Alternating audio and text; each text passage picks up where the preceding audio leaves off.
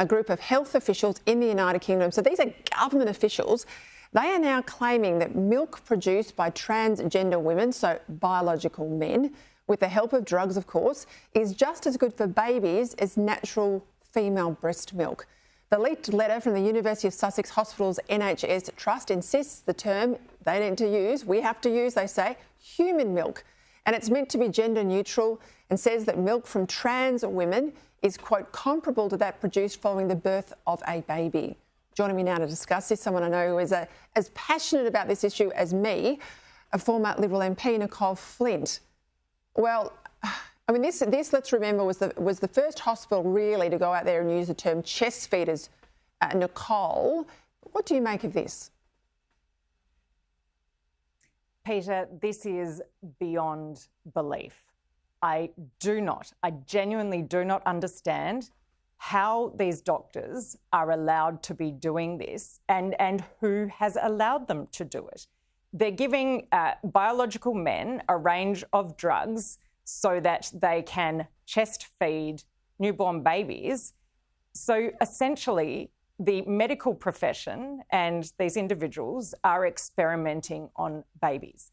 Government needs to step in. I don't know how government hasn't stepped in.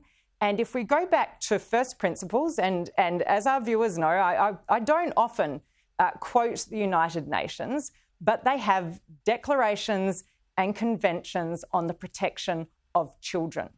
And they have them because the United Nations and the world and governments around the world recognise that because of children's physical and mental immaturity, they deserve a special level of care and protection. And that protection, according to the United Nations and all of the countries like Australia who have adopted this, applies before birth and after birth. So we need to see governments starting to do their jobs and protecting children. So why don't we have an inquiry when we just knocked one off? Well, we did knock one off. The Premier in South Australia knocked one off. Pauline Hanson tried to get one up federally. Some Liberals voted for it. Other Liberals walked out of the room and abstained. There was an attempt in Victoria by our good friend Moira Deeming. Again, if everyone in the trans lobby is so certain that what they are doing is right, that this is the best course, that, you know, chest feeding is the best action to go down that path, then let's have an inquiry, because more and more doctors in Australia, Nicolle, psychiatrists, biologists, they're actually unsure. And you look around the world, they're all coming back from where we are now, but we seem to be going hell for leather. That's right. We absolutely need an inquiry. I think it should be a federal government inquiry. The Labor Party could do this tomorrow. We can do it in a very respectful way. We can do it in a careful way. And we should have both sides of the debate represented and both sides of the medical profession, because as you've just pointed out, there are national and international experts who are deeply concerned about how gender dysphoria in children is being treated. And we should, at the same time, or perhaps in a separate inquiry, but why not look at the full picture? So gender dysphoria in children, but then also this phenomenon or this experimental treatment of inducing lactation or so-called lactation in biological men.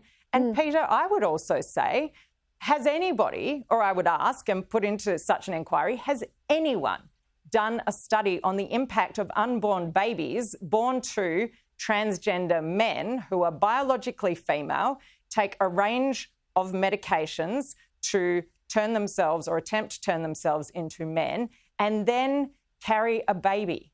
Like this, I am so concerned that this is going to be the next class action against governments, but also taxpayers who will ultimately foot the bill for a generation of kids who have not been looked after by governments and by the health system when they are precisely our citizens that we owe the highest duty of care to.